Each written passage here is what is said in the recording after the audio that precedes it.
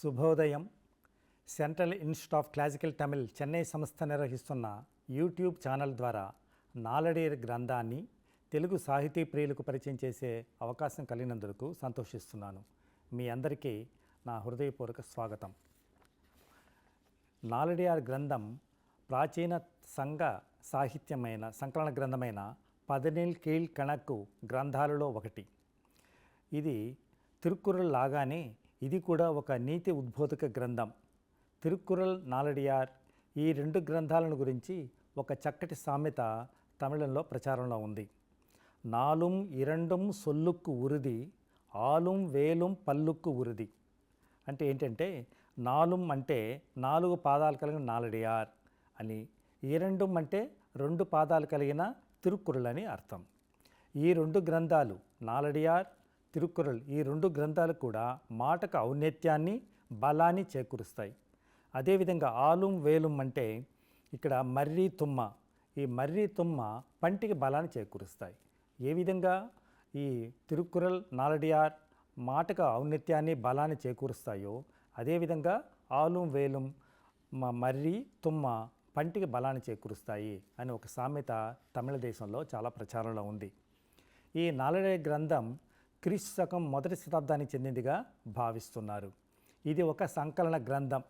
జైన మునులు పలువురు రచించిన నీతి గ్రంథంగా ఇది ప్రశంసింపబడుతోంది. ఎవరు రాశారో తెలియదు మనకు, కానీ పలువురు జైన మునులు కలిసి రాసిన గ్రంథంగా ఇది మనకు ప్రచారంలో ఉంది. ఈ వివిధ కవులు అంటే వేర్వేరు కవులు రచించిన పద్యాల సంకలన ఇది. 4 పాదాలు, ఒక్కొక్క పద్యంలో కూడా 4 పాదాలు ఉన్నాయి కాబట్టి దీనికి నాలడియార్ అని పేరు వచ్చింది. ఈ గ్రంథానికి 14 కీழ்కణకు గ్రంథాలలో ఒకటైన నాలడియార్ అనే గ్రంథానికి ఆ పేరు రావడానికి గల కారణం ఏంటంటే ఒక్కొక్క పద్యంలో కూడా 4 పాదాలు ఉన్నాయి కాబట్టి దానికి నాలడియార్ అనే పేరు వచ్చింది. గ్రంథ రచయిత ఎవరో తెలియదు కాబట్టి దానికి ఆ పద్యంలో ఛందో విభాగాన్ని బట్టి దానికి నాలడియార్ అని పేరు పెట్టారు. ఇక అడి అంటే పాదం అని అర్థం, నాలడి అంటే 4 పాదాలు. ఈ గ్రంథంలో వెన్బా ఛందస్సులో రాయబడినటువంటి పద్యాలు, ఇంకా 4 పాదాలు కలిగినటువంటి పద్యాలు 400 ఉన్నాయి కాబట్టి ఇది నాలడియార్గా ప్రసిద్ధి చెందింది. ఈ నాలడియార్ యొక్క ఉత్పత్తికి సంబంధించి చాలా కథలు ప్రచారంలో ఉన్నాయి. అందులో ఒకటి చెప్పుకుందాం.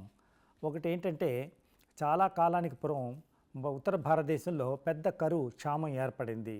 అప్పుడు అక్కడున్న చాలామంది జైన మునులు అక్కడ నుండి వాళ్ళు పాండ్య దేశానికి తరలి వచ్చారు. పాండ్య దేశం వాళ్ళు మదురైలో తలదచ్చుకున్నారు.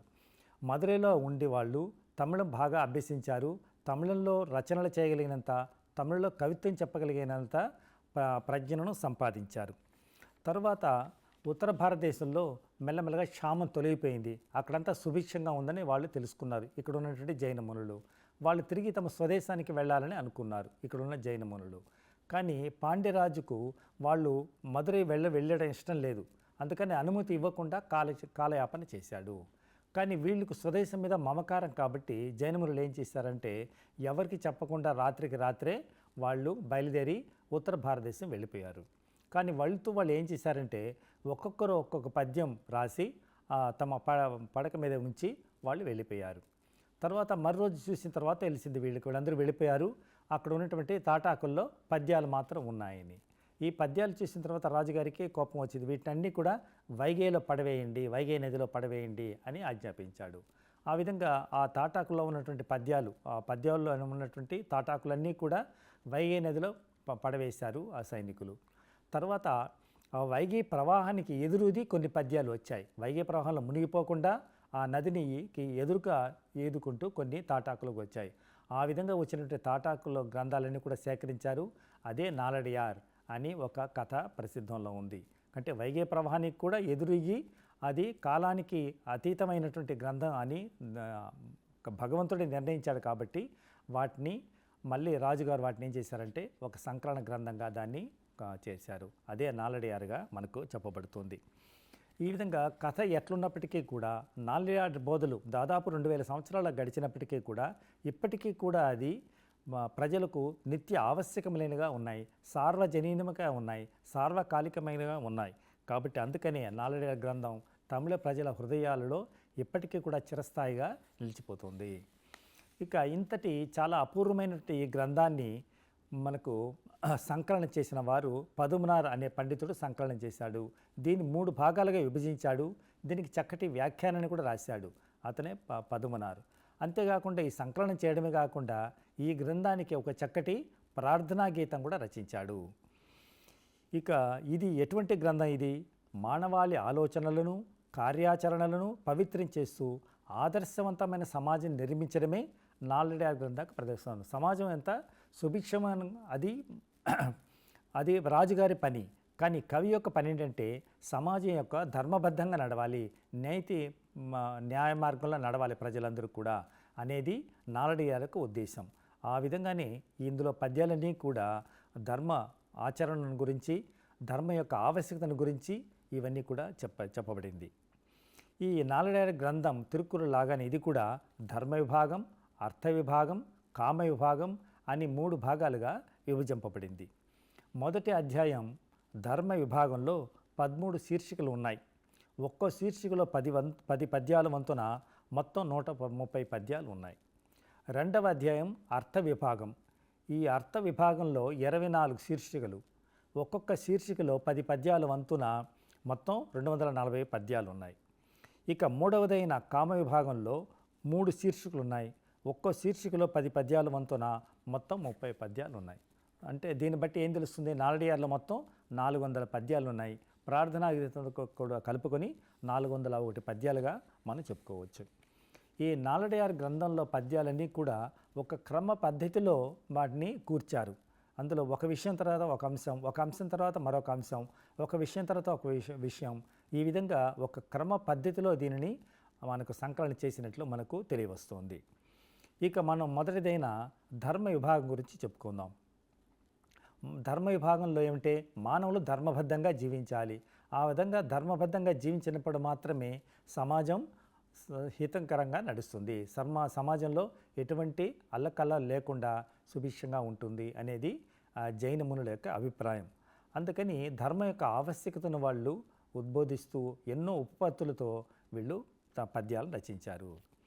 నాలెడ్జ్ గ్రంథాల్లోని పద్యాలను సంకలనం చేసిన మొదటనే చెప్పుకున్నాం కదా, పదుమనార్ అనే కవి పండితుడు ఈ నాలెడ్జ్ గ్రంథంలో పద్యాలన్నీ కూడా సంకలనం చేశాడు. సంకలనం చేయడమే కాక అతడు దీనికి ఒక ప్రార్థనా గీతం కూడా రచించాడు. ఆ ప్రార్థనా గీతం మొదట మనం చెప్పుకుందాం.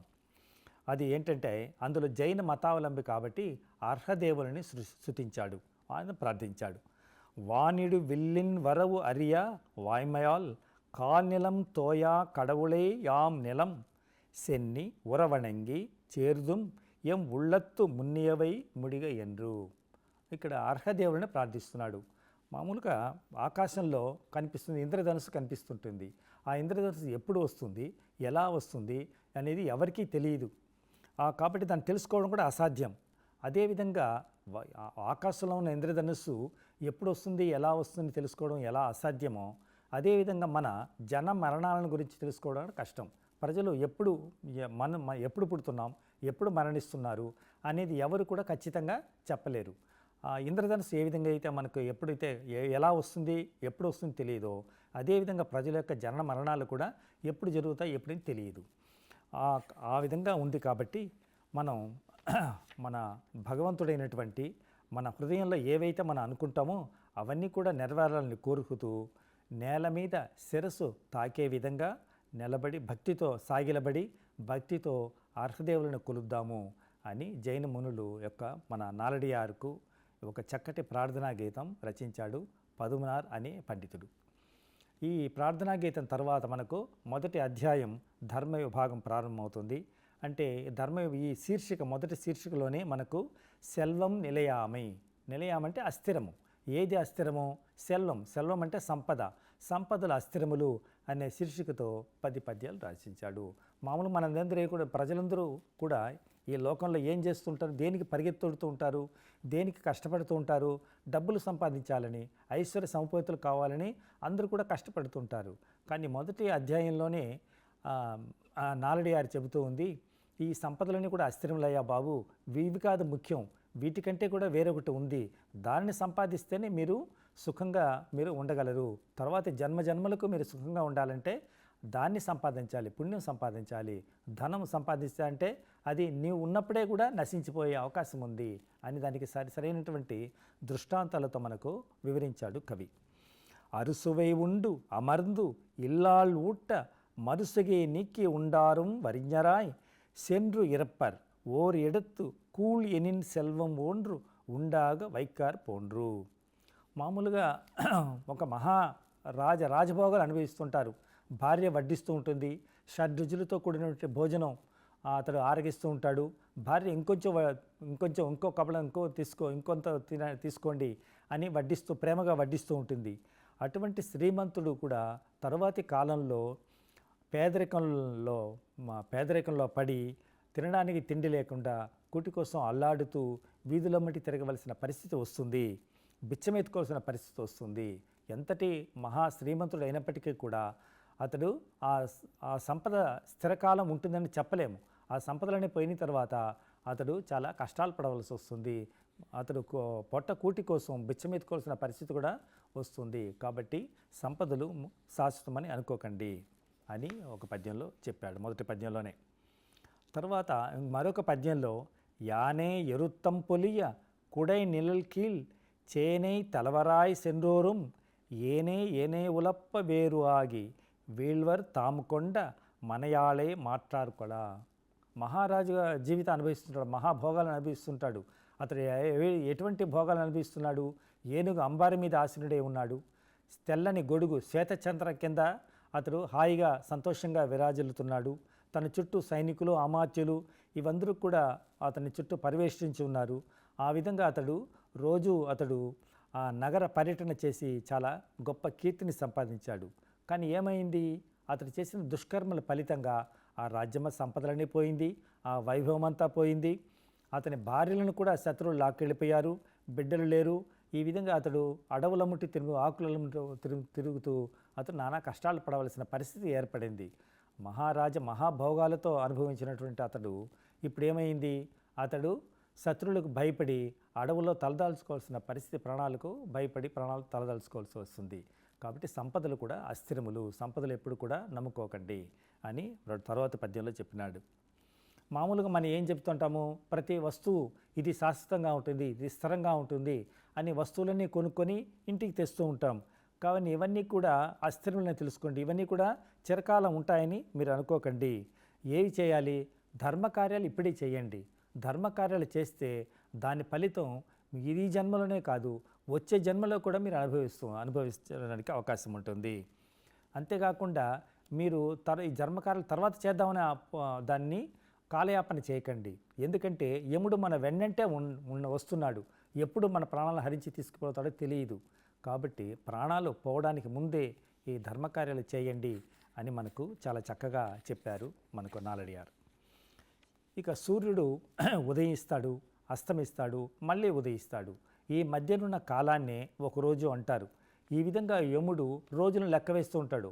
ఓహో, ఈ వ్యక్తికి పలానా రోజు చివరి రోజు, ఇంకో వ్యక్తికి ఈ రోజు చివరి రోజు అని ఈ విధంగా రోజులు లెక్క వేస్తూ అతడు వెన్నంటి తిరుగుతూనే ఉంటాడు. ఎప్పుడైతే అతని యొక్క గడియలు పూర్తవుతుందో, అతని యొక్క ఆయుస్సు పూర్తవుతుందో అప్పుడే యముడు వచ్చి అతని ప్రాణాలను తీసుకువెళ్తాడు. కాబట్టి మీరు జీవిత కాలంలోనే ధర్మకార్యాలు చేయండి అని మరొక పద్యంలో మనకు నాలడియారు చెబుతోంది. మామూలుగా కొంతమంది ఏ విధంగా ఉంటారు? కొంత డబ్బు వచ్చేటప్పటికంతా అతని అహంకారం తలకెక్కుతుంది. మేము ధనవంతులం, మేము ఏమైనా చేయగలం, డబ్బుతో ఏవైనా కొనగలం అని వాళ్ళు అలా అహంకారంతో విరుగుతూ ఉంటారు. దాన్ని ఒక సరైన దృష్టాంతంతో పోల్చాడు మనకు నాలడియారు. ఏం చెప్పారు? మామూలుగా ఆకాశంలో మెరుపులు, వర్షాకాలంలో మెరుపులు మెరుస్తూ ఉంటాయి. మెరుపులు ఎంతకాలం ఉంటుంది? మెరుపులు ఒక క్షణకాలమే, కన్ను మూసి తెరిచేంత వరకే మెరుపులు, అంతటితో మాయమైపోతాయి. అదేవిధంగా ఈ సంపదలన్నీ కూడా అస్థిరములు. మెరుపు మెరిసే కాలంలో ఏ విధంగా అయితే మెరుపు నశించిపోతుందో, క్షణకాలంలో ఏ విధంగా అయితే మెరుపు అదృశ్యమవుతుందో ఆ విధంగా కూడబెట్టిన సంపద అంతా కూడా క్షణకాలంలోనే మాయమైపోతుంది. కాబట్టి సంపదలు మీరు స్థిరంగా ఉంటాయనుకోకండి అని ఒక మంచి దృష్టాంతంతో పోల్చాడు. అంతేకాకుండా మీరు ధనాన్ని కూడబెడతారు, ఆ ధనాన్ని మీరు అనుభవించడానికి వీలవుతుందా? వీలు కాదు. తేనెటీగ రోజంతా కొన్ని సంవత్సరాల పాటు కష్టపడి తేనె గూడున కట్టుకుంటుంది, తేనెనంతా కూడబెడుతుంది. కానీ ఏమవుతుంది, ఎవరో దారిన పోయేవాడు వచ్చి ఆ తేనె తుట్టను తీసుకెళ్ళిపోతాడు. కాబట్టి అదేవిధంగా మీరు కూడబెట్టిన ధనమంతా కూడా కొద్ది రోజుల్లో ఎవరి పరుల పరమవుతుంది అని ఒక చక్కని దృష్టాంతంతో మనకు చెప్పారు నాలడియార్. సో ఎవరికి ఏది ఇవ్వకుండా ధర్మకార్యాలు చేయక సంపదలను కూడబెట్టకండి, అవి అస్థిరములను గ్రహించండి అని మొదటి అధ్యాయంలోనే మనకు హెచ్చరించారు నాలడియార్. ఇక రెండవ అధ్యాయంలో ఇళమై నిలయామై అంటే, ఇళమై అంటే యవ్వనం, నిలయామంటే అస్థిరము. సంపదలు ఏ విధంగా అస్థిరములో అదేవిధంగా యవ్వనం కూడా అస్థిరము అనేది గ్రహించండి అని రెండవ అధ్యాయంలో మనకు హెచ్చరించారు నాలడియార్. నరైవరం என்று ఎన్ని నల్ அறிவாளர் குளவி இடத்தே துறந்தார் புரை தீரா மன்னா இளமை మగిల్దారే కోల్ ఊండ్రి ఇన్నాన్గుం எழுந்திருப்பார். మామూలుగా కొంతమంది ఏమనుకుంటారు, ఈ యవ్వనం శాశ్వతంగా ఉంటుంది అనుకొని భోగ భాగ్యాలతో కాలం గడుపుతుంటారు. పుణ్యకర కార్యాలను గురించి మంచి ధర్మకార్యాలు చేద్దామని, ఎవరైనా ఆదుకుందామని ఇటువంటి ప్రయత్నం ఏమీ చేయరు వాళ్ళు. అటువంటి వాళ్ళు వృద్ధాప్యం ముంచుకురాగా దుడ్డుకర్ర చేత పట్టుకొని నడవలేక నడుస్తూ దుఃఖ సముద్రంలో మునిగి ఉంటారు. వృద్ధాప్యంలో తలుచుకునే ప్రయోజనం ఏముంది? అతడు యవ్వనంలో ఉన్నప్పుడే ధర్మకార్యాలు చేస్తే అతడు సుఖంగా జీవించడానికి అనుకూలంగా ఉంటుంది. అలా కాకుండా యవ్వనంలో కాలాన్ని వ్యర్థం చేసి ఇప్పుడు వృద్ధాప్యంలో అతడు చింతిస్తే ప్రయోజనం ఏమీ లేదు. కాబట్టి యవ్వనం అనేది అశాశ్వతం, అది కొంతకాలమే అనేది గ్రహించి మీరు యవ్వనంలో ఉన్నప్పుడే పుణ్యకార్యాలు చేయండి అని మరీ 10 పద్యాలు మనకి వివరించాడు. ఇది ఎలా ఉంటుందంటే వృద్ధాప్యంలో పరిస్థితి, ఒక సముద్రంలో ఓడ వెళ్తూ ఉంటుంది. ఆ సముద్రంలో ఓడ మునిగిపోయే పరిస్థితి ఎలా ఉంటుంది? పరిస్థితి వస్తే ఆ ప్రయాణికుల పరిస్థితి ఎంత దయనీయంగా ఉంటుంది, ఎంత పరితాపంగా, ఎంత సంతాపంలో ఉంటారు. అదేవిధంగా వృద్ధాప్యంలో ఉన్న వాళ్ళు కూడా అటువంటి పరితాపకరమైన పరిస్థితిని ఎదుర్కోవలసి ఉంటుంది అని మరొక పద్యంలో మనకు చెప్పారు. మరొక పద్యంలో చాలా అందమైన చూడండి. ఎనుక్కు తాయ్ ఆగేయల్ ఎన్నై ఇంగు విట్టు తనకు తాయ్ నాడియే సెండ్రాల్. ఎనుక్కు తాయ్ ఆగేవల్ అంటే నాకు తల్లి అయిన నా స్త్రీ నన్ను ఇక్కడ వదిలి తన తల్లిని వెతుక్కుంటూ వెళ్ళింది. తనకు తాగి ఆగేవడం అది ఆనాల్ తాయ్ కొండు ఏగుం అలితూ. తన తల్లిని వెతుక్కుంటూ కూడా ఆమె కూడా తన వెళ్ళింది. ఈ విధంగా మనకు లోకంలో మనకు ఏది కూడా మనకు లోకం అశాశ్వతమని తెలియవస్తుంది. కాబట్టి ఇక్కడ చాలా అద్భుతమైనటువంటి మనకు చెప్పాడు. మామూలుగా నాకు తల్లిగా ఉన్నటువంటి స్త్రీ ఈ లోకంలో నన్ను వదిలిపెట్టి వెళ్ళిపోయింది. మామూలుగా సహజంగా జరిగే తల్లిదండ్రులు మరణిస్తారు. కానీ వాళ్ళు ఎందుకు వెళ్ళారు? తన తల్లిని వెతుక్కుంటూ వెళ్ళారు. అదేవిధంగా వాళ్ళకి అంతకుముందు వాళ్ళు కూడా ఆ విధంగానే తల్లిదండ్రులు వెతుక్కుంటూ వెళ్ళారు. కాబట్టి ఎవరు కూడా ఈ లోకంలో శాశ్వతంగా ఉండరు అని మనకు ఒక మంచి పద్యంలో చెప్పారు. ఇంకొక దృష్టాంతంతో మనకు ఇది అశాశ్వతము, యవ్వనం అశాశ్వతము అనేది మరొక పద్యంలో చెప్పాడు. ఏంటి? ఇప్పుడు బలి ఇవ్వడానికి ఒక మేకపిల్లని తీసుకొచ్చారు. ఆ మేకపిల్ల తనకి తెలియదు, తన బలి ఇస్తారనే విషయం తనకి తెలియదు. అది పూజారి నడుముకో లేదా చేతికో కట్టుకున్నటువంటి చూరుటాకులను మేసి ఆనందిస్తూ ఉంది, గంతులేస్తూ ఉంది. తనకు ఇంకా కొద్ది క్షణాల్లో దాన్ని బలి ఇస్తారని తెలియదు, కానీ అయినా కూడా అది ఆనందంతో తిరుగుతూ ఉంది. అదేవిధంగా మనుషులు కూడా, ప్రాణులు కూడా ఈ విధంగా ఉన్నది మన కొద్ది కాలమే, మనకు కొద్ది కాలంలోనే మన ప్రాణాలు హరింపబడతాయి అని తెలియకుండా మనం వెర్రవేగుతూ ఉంటాం, అహంకారంతో గంతులు వేస్తూ ఉంటాము. ఒక మంచి దృష్టాంతంతో మనకు తెలియజేశాడు నాలడియార్. సరే, ఇప్పుడు యవ్వనంలో ఉన్నాం, పుణ్యకార్యాలు ఇప్పుడు చేయాల్సిన అవసరం ఉంది. ఇప్పుడు సుఖభోగాలను అనుభవిద్దాం, హాయిగా కాలాన్ని గడుపుదాము, పుణ్యకాలు తర్వాత చేసుకోవచ్చులే అనుకుంటే వృద్ధాప్య దశ వచ్చిన తర్వాత మనకు పుణ్యకార్యాలు చేసే ఆసక్తి ఉండదు, శక్తి ఉండదు, అప్పుడు ఓపిక ఉండదు, అప్పుడు మన దగ్గర డబ్బులు కూడా ఉండవు, ధనం కూడా మన దగ్గర ఉండదు. చేయాలనే ఆసక్తి ఉన్నప్పటికీ కూడా చేసే మనకు శక్తి కూడా మనలో లేకుండా పోతుంది. కాబట్టి మనం జవసత్వాలు ఉన్నప్పుడే, యవనలో ఉన్నప్పుడే మనం ఈ ధర్మకార్యాలు కానీ పుణ్యకార్యాలు కానీ చేయండి అని మరొక పద్యంలో హెచ్చరించారు. ఇక యముడు ఎలాంటి వాడు? ఏది ఆలోచించడు.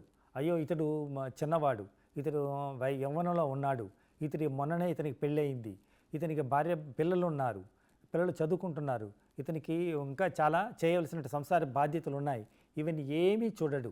అతడు ఎప్పుడైతే ఆయుష్ పూర్తయిందో అతని యొక్క వ్యక్తిని గురించి ఏది చూడకుండా అతడు మనుషుల యొక్క ప్రాణాలను హరించడానికి సిద్ధంగా ఉంటాడు.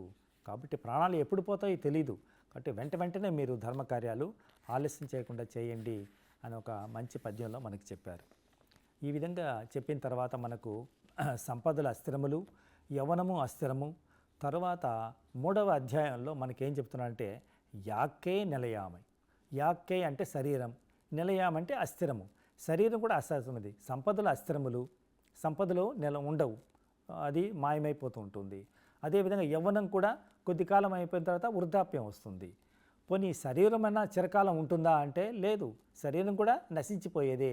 అది కూడా మనకు మరణం తర్వాత దాని మనకు ఒట్టి ఎముకలు బూడిది మాత్రం మిగులుతుంది అని ఒక 10 పద్యాల్లో మనకు శరీరం యొక్క అశాశ్వతాన్ని నాలడియార్ వివరించింది.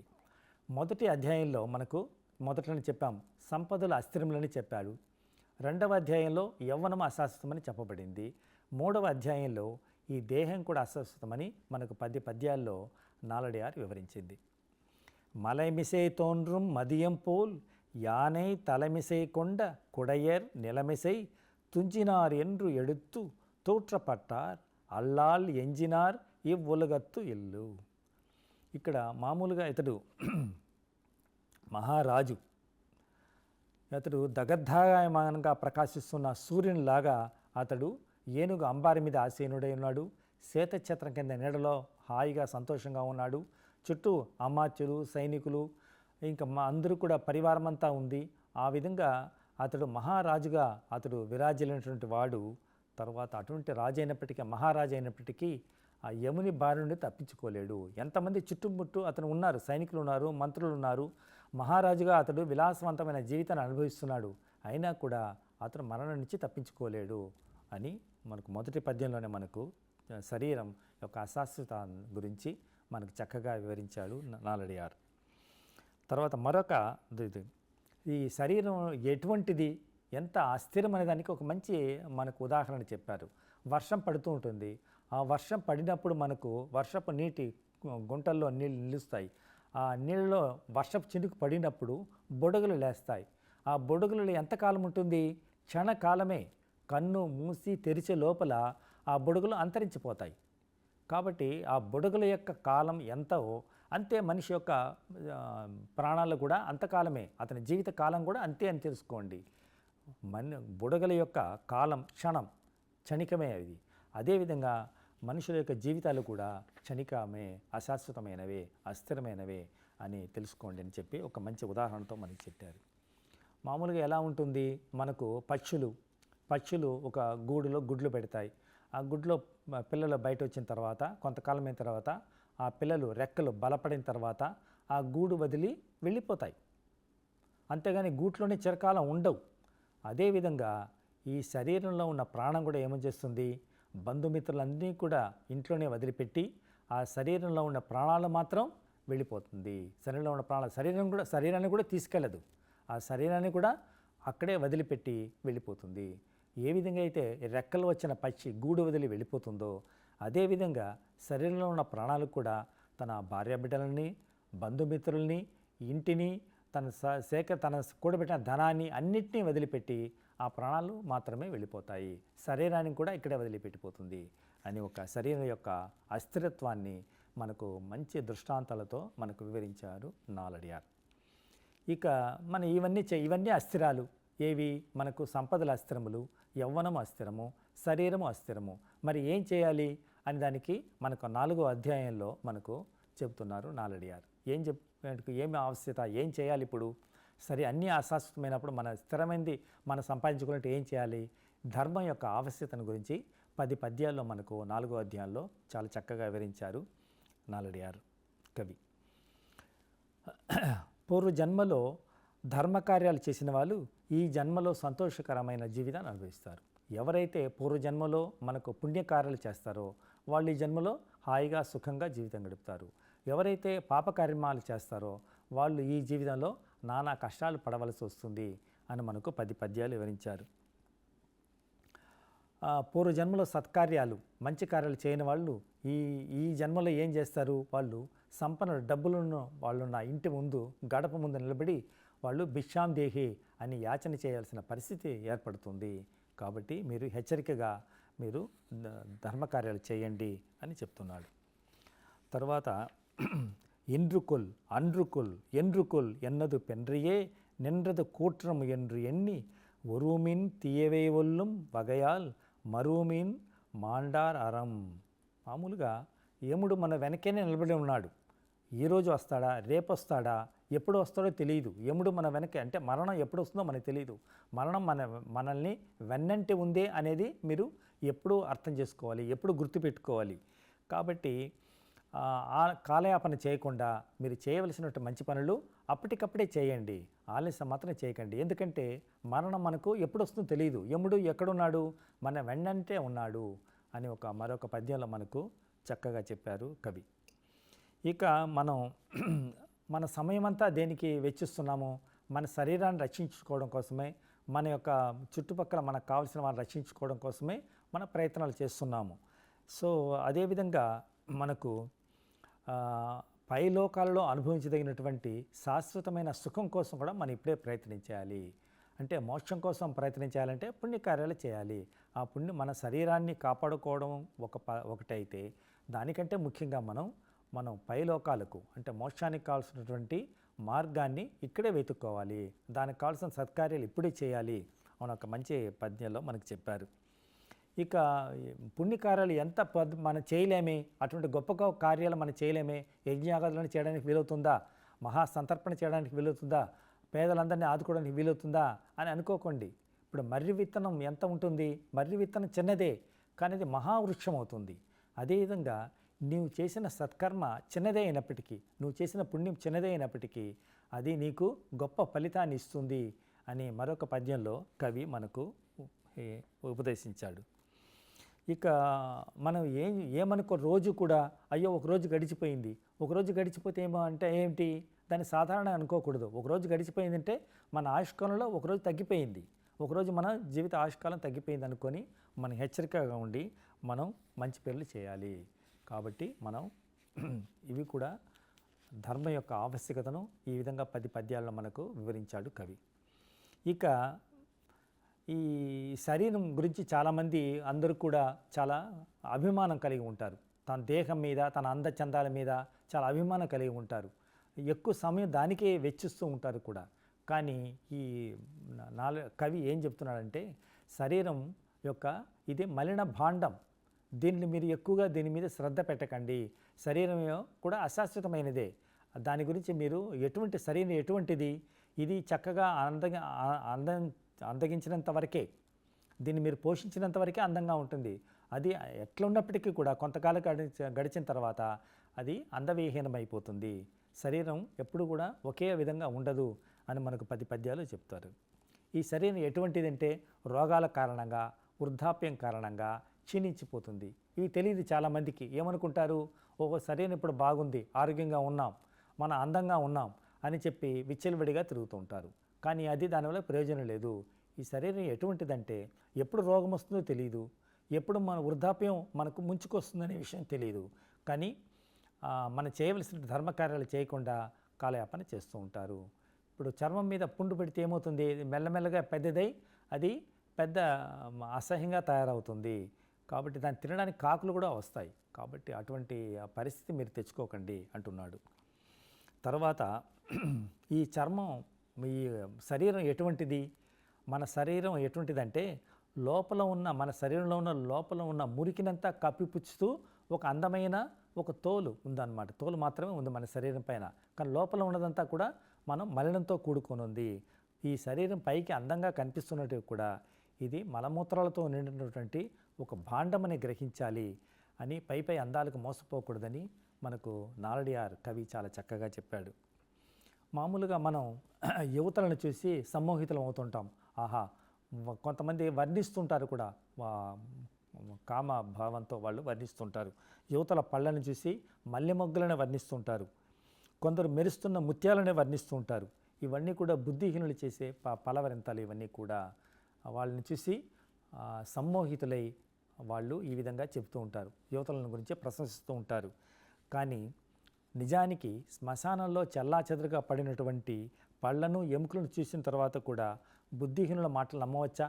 బుద్ధిహీనులు ఇలా పొగుడుతూ ఉంటారు, వాళ్ళని ప్రశంసిస్తూ ఉంటారు, ముత్యాలను చెప్తారు, తర్వాత మల్లె మొగ్గులను చెప్తారు. కానీ శ్మశానాన్ని వెళ్ళి పడి చూసిన తర్వాత చెల్లాచెదరుగా పడినటువంటి ఎముకలని దంతాలను చూసి ఎవడైనా నమ్ముతాడా ఆ మాటల్ని? కాబట్టి నిజాన్ని ఏంటో మీరు తెలుసుకోండి అని మనం శరీరం యొక్క వాస్తవిక స్థితిని మనకు కవి చక్కగా వివరించాడు. ఇక మనకు శ్మశానంలో దొర్లుతున్నటువంటి మనకు ఈ పుర్రెలు మనకి ఏం చెబుతున్నాయి?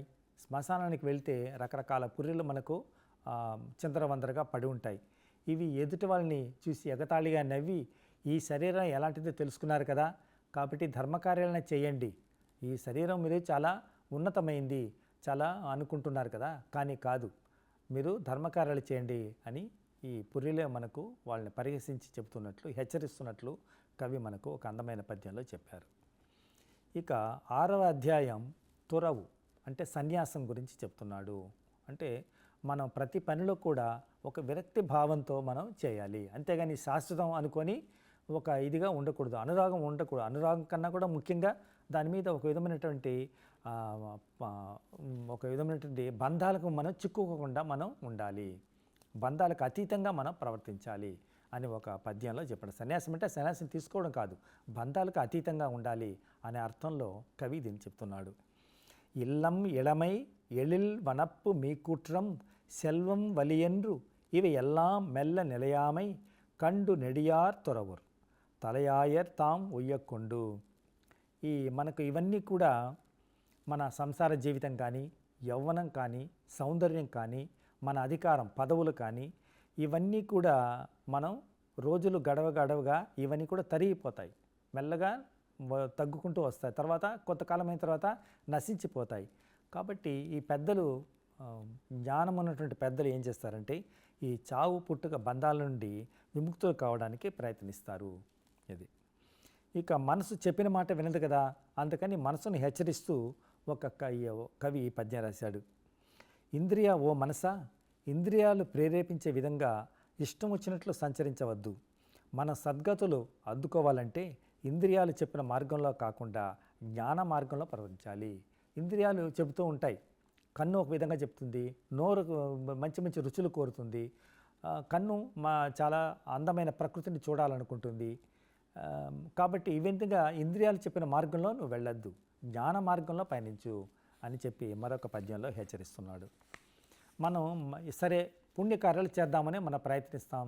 పుణ్యకార్యాలు చేయాలంటే అంత సులభమా? కాదు. ఎన్నో మనకు విఘ్నాలు ఎదురవుతాయి, ఎన్నో మనకు ఆటంకాలు ఎదురవుతాయి. అవన్నీ కూడా మనల్ని తొలగించుకొని ధర్మకార్యాలని ఎడతెగకుండా చేయాలి. ఆ పుణ్యకార్యాలు చేస్తున్నప్పుడు విఘ్నాలు వస్తాయి కదా అని చెప్పేసి మనం నిరాశపడకూడదు. అందు నుంచి ధర్మకార్యాలు చేసే ప్రయత్నం నుండి వైదొలగకూడదు. అది కంటిన్యూస్గా మనం చేస్తూ ఉండాలి. అంతేకాకుండా ఇంద్రియ నిగ్రహంతో పంచేంద్రియాల వల్ల ఏర్పడే మన వ్యామోహం ఉంటుంది. ఆ వ్యామోహాన్ని మనం దృఢమైనటువంటి మనసుతో వాటిని నిగ్రహించుకోవాలి. వాళ్ళు మాత్రమే మోక్షాన్ని అందుకోగలరు. ఈ సుఖాలు ఎటువంటిది? ఇది సుఖాలను గురించి చాలా మంచి ఉదాహరణ చెప్పాడు. ఇది మీసాలపై తేనెల వంటి సుఖాలు. ఇది ఎంతకాలం క్షణికమే ఆ సుఖం. ఆ సుఖం కోసం మీరు శాశ్వతమైనటువంటి మోక్ష సామ్రాజ్యాన్ని వదులుకోకండి అని కవి చాలా చక్కటి 10 పద్యాలలో మనకు వివరించాడు. తర్వాత మనకు 7వ అధ్యాయంలో కోపం లేకుండా ఉండాలి. తన కోపమే తన శత్రువు అని చెప్పారు కదా, అదేవిధంగా మనం కోపం లేకుండా ఉండాలి. పెద్దలు ఎప్పుడు కూడా కోపగించుకోరు, ఇతరులు ఏమి చెప్పినప్పటికీ కూడా కోపగించుకోరు అని 10 పద్యాల్లో మనకు చెప్పారు. కోపం వలన కలిగే అనర్థాలను మనకు చక్కగా వివరించాడు కవి. మదిత్తు ఎర్పారం ఇరక్క మదియార్ మిదిత్తు ఎర్పారం ఇరక్క మిదిత్తు ఏరి ఈயும் தலைமேல் இருத்தலால் అద్దు అరివార్ కాయం కదం ఇన్మై ఎన్రు. ఇదా మామూలుగా ఒక ఎటువంటి పరిస్థితుల్లో కూడా పెద్దలు తమను అవమానించినప్పటికీ కూడా వాళ్ళ మీద ఇతరుల మీద మండిపడకుండా శాంతంగా ఉంటారు. వాళ్ళు గౌరవ మర్యాదలతో చూస్తే చూడకపోతే పోని, వాళ్ళు అవమానించకపోతే పోని, ఎట్లయినప్పటికీ కూడా పెద్దలు వీటిని సమభావంతో చూస్తుంటారు. అంతేగాని తనను అవమానించిన వాళ్ళ మీద తిరిగి వాళ్ళు కోపపడరు. అది పెద్దల యొక్క గుణం. ఆ విధంగా ఒకవేళ కోపగించుకున్నామంటే ఏమవుతుంది, దాని ఫలితం వెంటనే అనుభవిస్తుంది. ఒకరు ఏదో మనల్ని అవమానిస్తారు, వాళ్ళని గౌరవించరు. అలాంటప్పుడు మనం వాళ్ళ మీద కోపగిస్తే ఏమవుతుంది, అది మనకు దాని యొక్క ఫలితం మన వెంటనే అనుభవిస్తుంది. కాబట్టి జ్ఞానులైన పెద్దలు కోపంతో కఠినమైన మాటలను మాట్లాడరు. కాబట్టి ఎందుకంటే ఒకసారి మన నోటి నుండి ఒక మాట వెలువడింది అనుకోండి, మళ్ళీ వెనక్కి తీసుకోలేం. కాబట్టి మాటలను చాలా జాగ్రత్తగా మనం ప్రయోగించాలి. ఒకసారి మాట్లాడిన తర్వాత దాని యొక్క పరిణామం చాలా తీవ్రంగా ఉంటుంది. కాబట్టి నాలుకను ఎప్పుడు అదుపులో పెట్టుకోవాలి. నాలుకను ఎప్పుడు మనం కోపం వచ్చినప్పుడమే నాలుక అదుపులో ఉండదు. కోపం వచ్చినప్పుడు మనం ఏవో చేయాలనిపిస్తుంది. ముఖ్యంగా నాలుగుతో మనం ఏవో తిట్టాలనిపిస్తుంది. కానీ ఆ విధంగా నిందించినప్పుడు మనకు తెలియకనే మనకు ఎన్నో నిందావాక్యాలు మన నోట్లో నుండి రావడానికి అవకాశం ఉంది. కాబట్టి నాలుకను అదుపులో పెట్టుకోవాలి కోపంలో ఉన్నప్పుడు అని మనకు చక్కటి దృష్టాంతంతో మనకు కవి చెప్తున్నాడు. ఇక కోపం మామూలుగా పెద్దల యొక్క కోపం ఒక తాటాకుల మంట వంటిది. కానీ నీచుల కోపం అలా కాదు, అది దీర్ఘకాలం మండుతూనే ఉంటుంది అనే మరొక పద్యంలో మనకు వివరించారు. నెడుంగాలం ఓడినం నీచర్ వెగుళి கெடுங்காலம் இன்றி பறக்கும் அடுங்காலை நீர்கொண்ட வெப்பம் போல் తానే తనియుమా సీర్కొండ్ర సారూర్సనం. నీచుల కోపం ఎంతకాలమైనా దీర్ఘకాలం గడిచినప్పటికీ కూడా తగ్గకుండా రోజు రోజుకు పెరుగుతూనే ఉంటుంది. అది తగ్గిపోతుందంటే లేదు, రోజులు గడవగా ఇంకా ఎక్కువ అవుతుంది కానీ తగ్గదు. కానీ ఉన్నత వ్యక్తులు ఎలాంటిదంటే వాళ్ళ కోపం అప్పుడే తాత్కాలికమే అది, కానీ వెంటనే వాళ్ళు మర్చిపోతారు, ఆ కోపాన్ని ఉపశమించుకుంటారు. వేడి వస్తువుల మీద, మనకి వేడిగా ఉన్న వస్తువుల మీద నీళ్లు చల్లితే ఏమవుతుంది, ఆ వేడి తొందరగానే సమసిపోతుంది, వేడి ఉండదు, అది చల్లబడుతుంది. అదేవిధంగా పెద్దల యొక్క కోపం కూడా అది తాత్కాలికమైందే, వాళ్ళు వెంటనే శాంత స్వభావానికి వచ్చేస్తారు వాళ్ళు. తరువాత మరొక పద్యంలో మనం ఉపకారం గుణం గురించి చెప్తున్నాడు. ఉపకారం செய்ததனை ஓதாதே தங்கள் அபகாரம் மாற்றி செய்யணும் ఉపకారం தான் செய்வது அல்லால் தவற்றினால் தீங்கு ஒக்கல் వాంతోయి కూడి పిరందార్ ఎక్కుయల్. ఇక కొంతమంది ఏం చేస్తుంటారు, కొంతమంది సహాయం చేస్తాం, మనం కొంతమంది సహాయం చేస్తాం, కానీ వాళ్ళు ఏం చేస్తారు, ఆ సహాయాన్ని మరిచిపోయి మనకే కీడు చేస్తుంటారు. ఎవరైతే ఉపకారం చేస్తారో ఉపకారం చేసిన వాళ్ళకే కీడు చేసేవాళ్ళు కొంతమంది ఉంటారు. కాబట్టి వాళ్ళ మీద మనం కోపం తెచ్చుకోకూడదు, దానికి బదులుగా అతనికి సహాయం చేయాలి. పెద్దల ప్రవృత్తి అది. పెద్దలు ఏం చేస్తారు, మనకు అపకారం చేసినప్పటికీ కూడా తిరిగి ఉపకారమే చేస్తూ ఉంటారు అని నారడియారు ఒక పద్యంలో చెప్పారు. సుమతి శతకి కూడా ఇదే భావాన్ని చెప్పాడు. ఉపకారికునుపకారము విపరీతముగాదు సేయ వివరింపంగా అపకారిపునుపకారము నెపమన్నక సేయువాడు నేర్పరి సుమతి. మనకు ఉపకారం చేసిన వాళ్లకు తిరిగి ప్రత్యుపకారం చేయడం అది పెద్ద గొప్ప విషయమే కాదు, అది అందరూ చేసే పనే. కానీ మనకు ఎవరైతే అపకారం చేస్తారో అపకారం చేసిన వ్యక్తికి మనం ఉపకారం చేయడమే అది అన్ని ధర్మాలకన్నిటికంటే కూడా గొప్ప ధర్మము అని మనకు నారడియార్ చెబుతున్నాడు. మామూలుగా కోపంతో ఉన్నప్పుడు మనం కొంతమంది విచ్చలవిడిగా, కొంతమంది మనకు తెలియకనే మనం మన నిగ్రహాన్ని కోల్పోతాం. ఇప్పుడు కోపంతో కుక్క ఒకరిని కొరుకుతుంది, కుక్క కొరికిందే కాదని మన కుక్కను కొరకం కదా. కాబట్టి మనం నిగ్రహంతో మన కోపాన్ని అణుచుకోవాలి. కాబట్టి నీచులు విధంగా మనం ప్రవర్తించకూడదు, కుక్కలాగా మనం ప్రవర్తించకూడదు అని చెప్తున్నాడు మనకు. ఈ విధంగా ఈ 10 పద్యాలలో కోపం వల్ల కలిగిన అనర్థాలని మనకు చక్కగా వివరించారు మనకు నారడియార్. ఈ విధంగా నారడియార్లో మనం కొన్ని అధ్యాయాలు చెప్పుకున్నాం. ఇంతటితో మనం ఈ కార్యక్రమం ముగిద్దాం. తర్వాతి కార్యక్రమంలో మనం అందరం కలుసుకుందాం. అందరికీ నమస్కారం.